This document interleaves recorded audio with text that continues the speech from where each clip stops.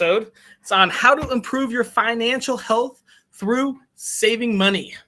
One of the most important things out there is how to keep that money you earn, how to save it, and what to do with it. So we've got three awesome guests here that are coming to give us little tiny tips on what to do. If it's your first time watching Millionaires Are Made, welcome. This is a show where we share tiny little bits of information from normal people to other normal people. We don't have big giant gurus or whatever that we can't really relate with. I love sharing information so everyone can just grow on their journey to millionaireship. Today is on financial health, which is typically what people think of as a millionaire, but really you can be a millionaire in your spiritual health or your social health or even your intellectual health. So we do episodes on that every Wednesday. We do 2 different episodes. So we'll have another one later on today, but we are glad you're here. If you want to be a guest, just let us know, comment, sign up. However, we have tons of availability for guests. You can come on and share just a little tip and help make the world a better place. And if you want to sponsor an episode, go ahead and let us know. We love sponsors. It only costs $5. It's so cheap. We just want to help everyone get their name out. But yeah, let's go ahead and get started here. We're going to pull our first guest here, ask him our usual 3 questions, and we will learn how to save money through financial health. Sally, how are you doing today? I'm doing well. Thank you for having me, Austin. I appreciate it. All right, I've got one question to start with. Who are you? I am a real estate investor who got in trouble in 2019 with the IRS because I got a payment plan with the capital gains.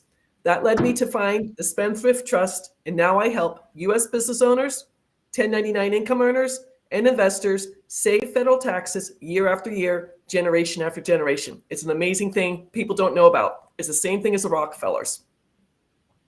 Wow. Okay. Well, that's very important. Real estate investors, go connect with her. We'll post all her Instagram and everything on our post as well. But yeah, that sounds like a very important thing. Capital gains Very taxes. important. I've saved a lot of money. That's important. Thank you so much. So I've got another question for you, Sally. If I wanted to improve my financial health by saving money, what tip would you give me? Back in April of 2020, when COVID had struck, I had 12 notes that were paying me almost $5,000 a month. They all dried up and my income stopped coming in. My friend Veronica introduced me to the crypto gift tree. One time, $10, 3 recruits, and anybody in the world can do it. My friend in India, she had to pay 159 rupees on Cash App, but she got her 3 recruits, and you'll make $20,080 when you go through the entire tree. Just one time, $10, 3 recruits. Wow. All right. That sounds awesome. Okay. Let me ask you this. How did you learn this tip? Again, my friend Veronica, we were in the same real estate group in Phoenix, Arizona.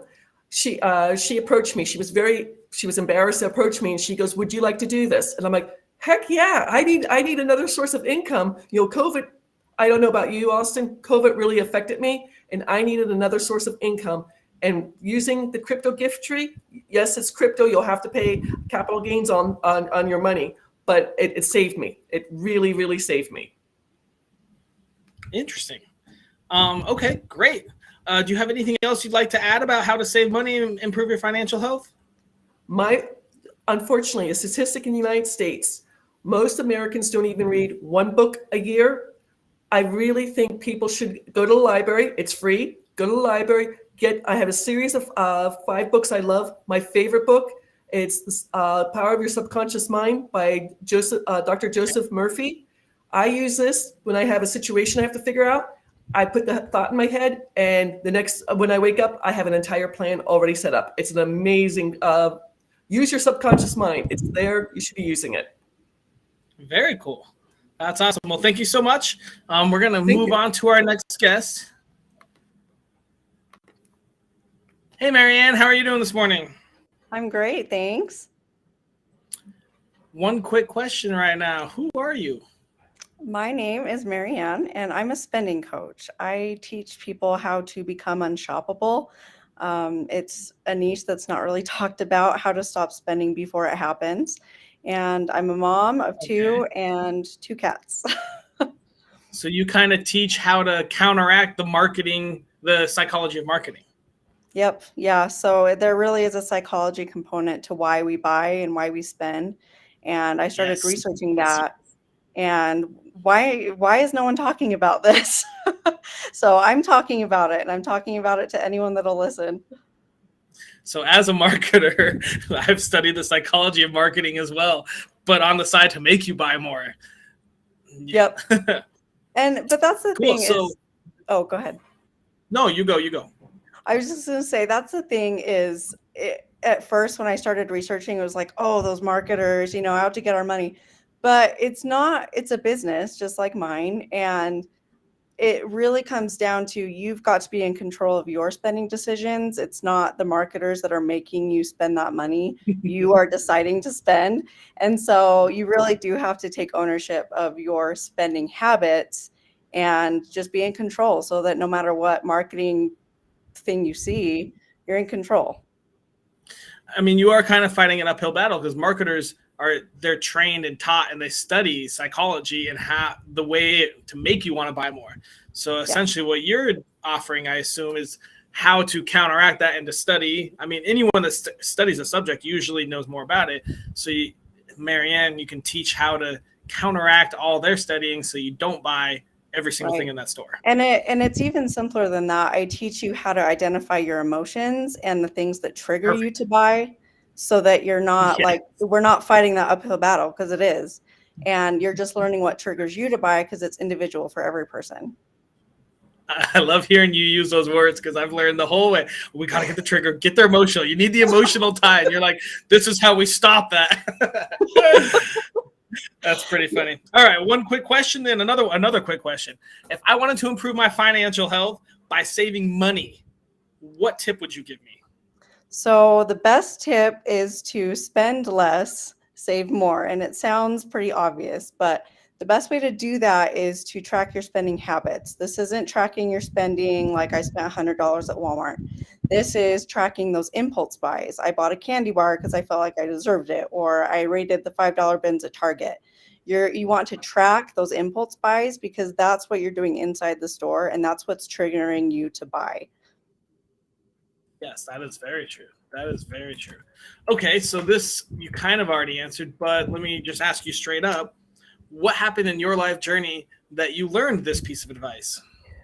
Oh, after years of struggling with my own overspending and, trying to fix it every other way, I finally looked at my spending and realized I am spending so much money unintentionally without even thinking about it. And when I researched it, there is a reason why we're triggered to buy. It's a reaction in our brain. And to truly stop overspending, you need to understand what triggers you. And that's how you stop spending. That's how you become unshoppable, where you can resist those urges to spend and buy. I really like that word, unshoppable. Did you come up with that? I did, actually. I saw a good friend of mine. She said, "Become unstoppable," and I said, "That's such a good phrase." And then I went, "Wait a second, become unshoppable. That's awesome." I like that. All right. Have you written a book yet? Because that sounds like a book title to me. I am in the works, but I have a course called Become Unshoppable. So that's where I kind of coined the term. And then I plan to just run with it and have a book and just teach people that you have the power within you right now to change your spending habits. I don't have any more experience or education than anyone else. I just have a passion for helping others with their spending the way I wish I would have been helped. And this is years. I mean, that's beautiful you said that. That's exactly like the essence of this show. You're not significantly smarter or lucky or whatever. You just said, okay, I'm tired of this problem. I'm going to go research it and solve it. And then I want to share and teach everyone else what I learned. So no one has time to learn every category and be an expert. Well, and if anything, I've made all the mistakes, and I don't want people to make my same mistakes. That's what I always say in all my coaching. I'm like, remember, I've failed a lot, so I'll tell you how I fail. I'll tell you real good. Just do something else. Just do something else. Yep. Cool. All right. So if you are looking to stop buying unnecessary items and you want to learn how to be unshoppable, feel free to contact Marianne, and we'll be posting all her stuff as well when we share this episode. But Marianne, it was great talking to you. Thank you so much. I am going to move on to our next guest. Thanks. Brandy, how are you this morning? I'm great. How are you? I'm doing good. I've got a quick first question for you. Who are you? Well, I'm Brandy, the owner of Boundaries Consulting, in which I'm the CFO to small businesses to help them save, maintain, and get their capital. But on a personal side, I specialize in helping individuals get towards their financial freedom and get financially healthy. Very cool. So you said you're a CFO to small businesses. Yes. So kind of like a fractional CFO? Yeah, so I'm that brain behind it. So I'm going to help them get that capital to start their business, get that capital to maintain their business, and then go forward. Okay. Anything they need to do as far as obtaining and getting extra capital so that the business stay afloat. That's why I help them on the business side. Is there a specific niche or specific amount or size that you specialize in? So it'll be small business because usually if you're a big business, you have the CFO in your company. So this is the CFO that's behind the scenes as needed to help you get that capital going along to proceed. Very cool. And do you have a niche industry you focus on? Like really agriculture, real estate? So it's just like the small entrepreneurial world where it can be finances, or if they're just starting a small business boutique, things of that nature. Real estate, definitely real estate. I help a lot of real estate investors. Very cool. Very cool. We might have to connect with Sally a little bit there. Big real estate investor. Cool. Well, I've got a question for you. If I wanted to improve my financial health by saving money, what advice would you give me? I'm going to say that it starts with your mindset, because some of us think about the financial health, they think about budget, and then you think about restrictions. No, you need to think about freedom, because once you have that financial health, then you're going to have more freedom. So you're going to look at your numbers. Don't run away from them. We hate that nasty word budget. Don't run away. We do. Don't run away from the numbers. Look at the numbers, face them head on. Then you'll see where you're spending. And then the best thing you can do is pay yourself first, because you're going to educate yourself along the way, and then you're going to have those small wins. When you set a goal, get to that number, and then once you're paying yourself first, next you're going to do that emergency fund. Two separate things. Emergency is emergency. Lost job, bill. My money is my money. So you have that. You can see where you're spending the unnecessary money at with, I just want to buy this dress. I want this Starbucks coffee every day. Things of that nature. It's ways to cut back, and it'll stop with that impulsive spending. Awesome. Very cool. I like it. What happened on your life journey? Where did you go to learn all this information? So I definitely learned from experience, and I had to educate myself. I wasn't taught anything about financial health, healthy mindset, any of that, right? So I had children, and I was the type that I never would balance my checkbook. I was just, let me write this check, and let me use my debit card, and okay, if it goes, it goes. And I thank God I was not out here just bouncing checks, but I had to learn. So I had to learn from myself, and I wanted to implement that for my kids. That's not a way to go, as far as just swiping. If it goes, it goes, So I had to learn. Let's educate. Let's get these mindsets together. I'm not on a budget. I have a financial plan. So with my financial plan, I'm changing my mindset. I'm paying myself first, and I have the money to pay and allocate for the things that I want to do.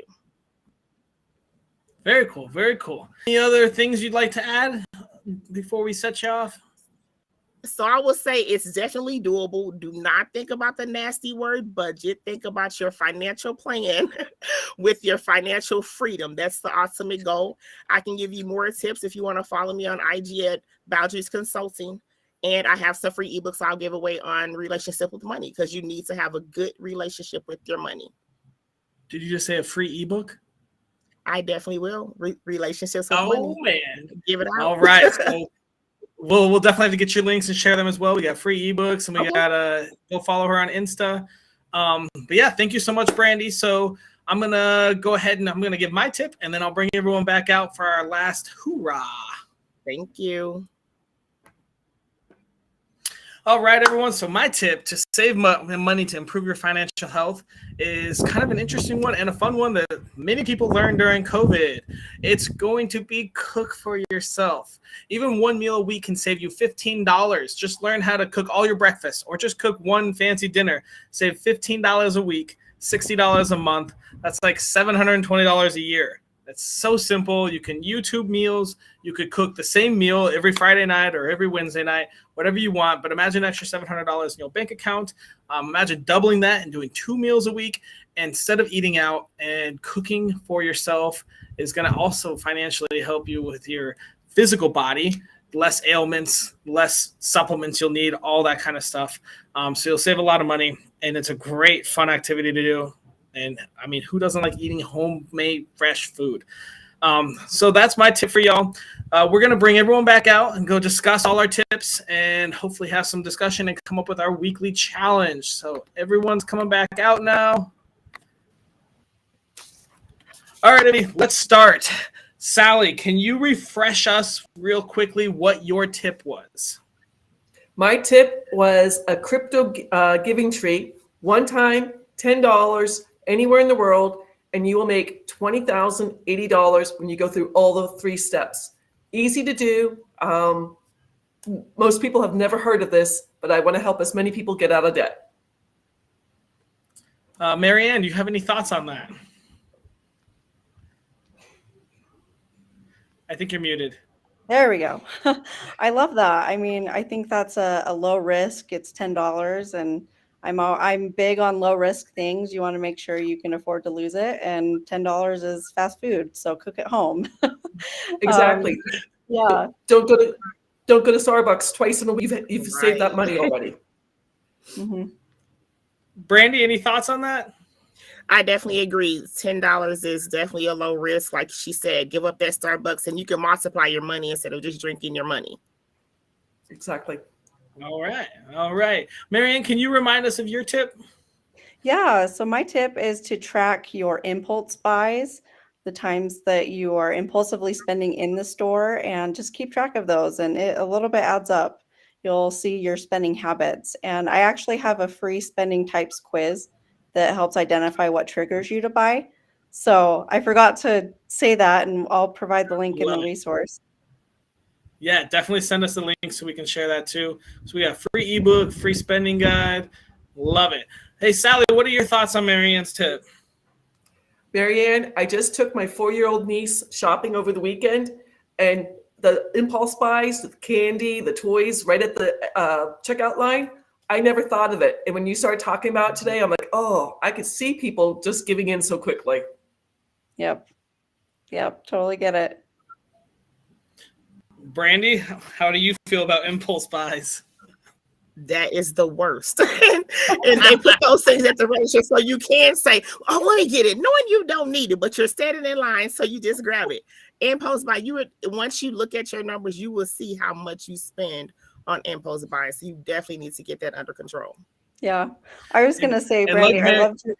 Oh, go ahead.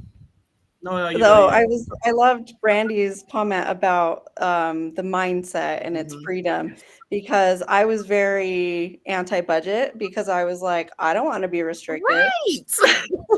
That's how we look at it. It took me seeing my spending and going, oh my gosh, I am spending so much. I need a budget. I need to see how much I have to spend.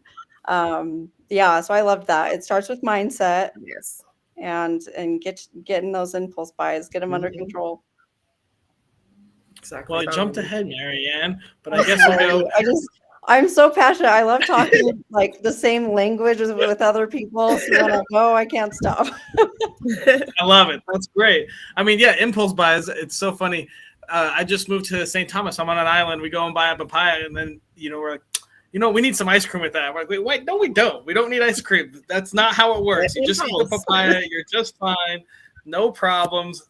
You just walk by it and you like rationalize it instantly. Right.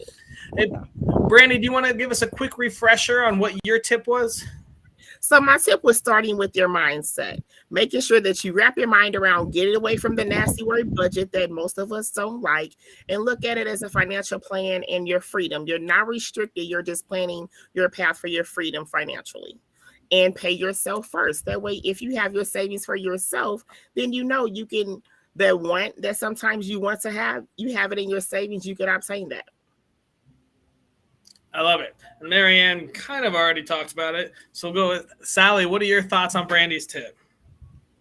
First off, mindset is so incredibly important. I mean, the 6 inches between your ears are the most expensive real estate, and so many people veg out on Netflix or don't do anything. And one of my favorite books, The Science of Getting Rich by Wallace D. Wallace, he just says, do one thing to change your life. It could make such a huge difference. And Brandy, I think so many people, I don't know if they've checked out because of COVID or if they've always been like that. So I agree. And pay yourself first.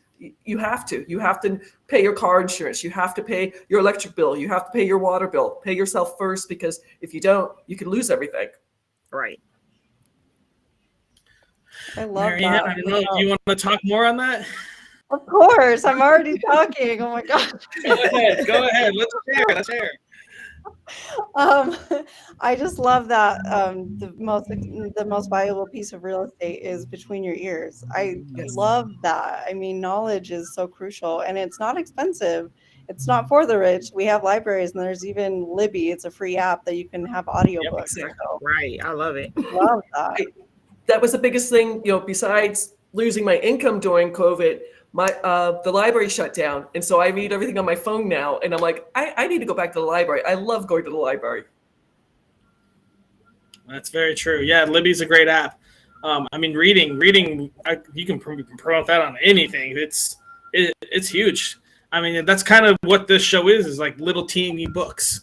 A little book from Sally, a little book from Brandy, a little book from Marianne, where we all just kind of give a tiny little bit in there. And then, if people like it and are attracted to it, they can go meet you guys and talk to you guys. Learning and education is. They say a statistic, most Americans don't even read one book a year, let alone 3 or 4 books. I mean, there's so much we could learn just from reading a book. True. Yeah.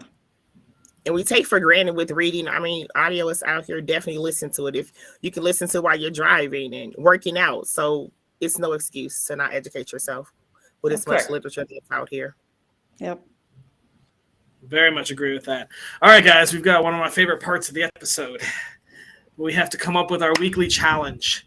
So this is something that is going to help people save money and improve their financial health. It must take less than 5 minutes a day, and it must cost $0. And we do it every day. What tip would you guys have?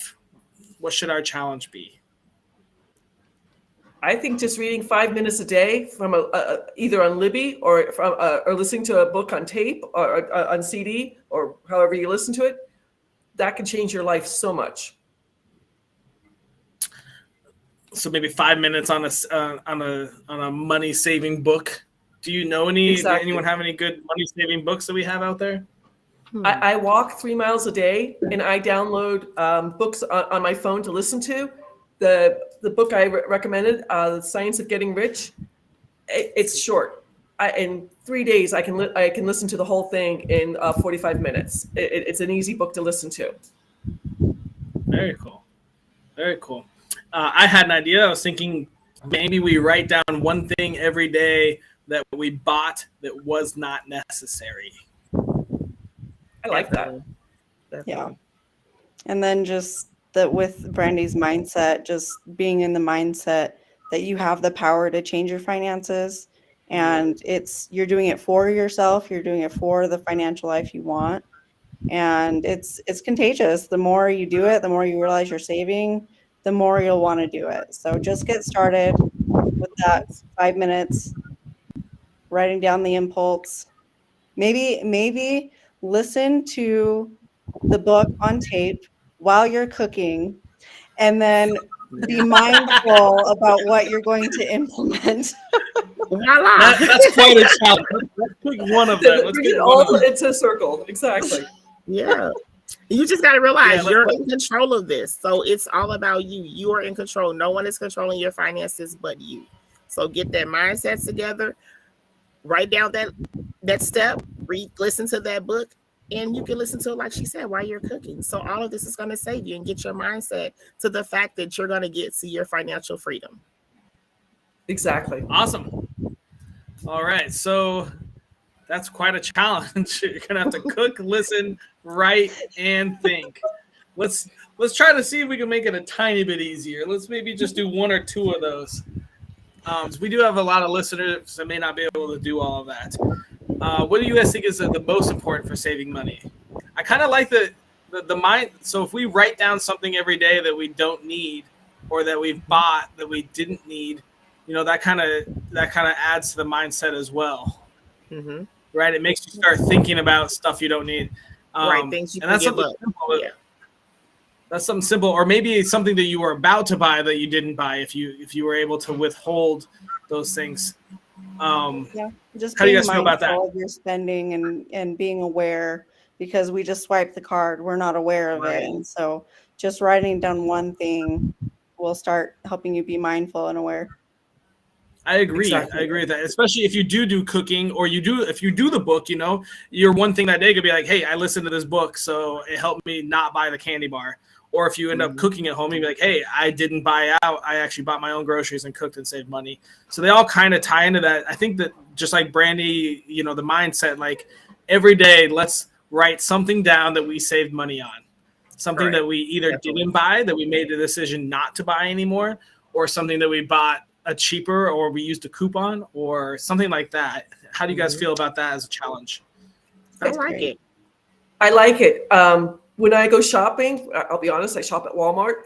I have my phone and I keep track of everything I'm picking up. And somebody at Walmart on Saturday said, why are you doing that? I'm like, I need to know how much it's going to be when I get to the cash register, because I have budget's a bad word, but I have so much I can spend. And I was shopping with my 4-year-old niece, and she's like, I want this candy bar. I'm like, we don't need candy bars. We're trying, I've released 40 pounds to the world, and I don't eat ice cream or candy anymore. So it's good. Wow. Yeah. Okay, so let's make that we a little bit of mindfulness, and every day we post something that we saved money on, that we either decided not to buy, or something we bought less of, or something in our head that we decide that actively thinking about saving money. I think is going to be super helpful for the next week. Everyone agree with that? Sounds like a plan. Sounds great. Awesome. Well, thank you guys so much for coming out. We're going to wrap the show up here. Hope you guys had a great time, and I'm going to do a couple closing talks, and then I'll talk to you guys in just a sec. Thank you. Well, thank you all for watching. Hope you had a good one. We got 4 awesome tips there.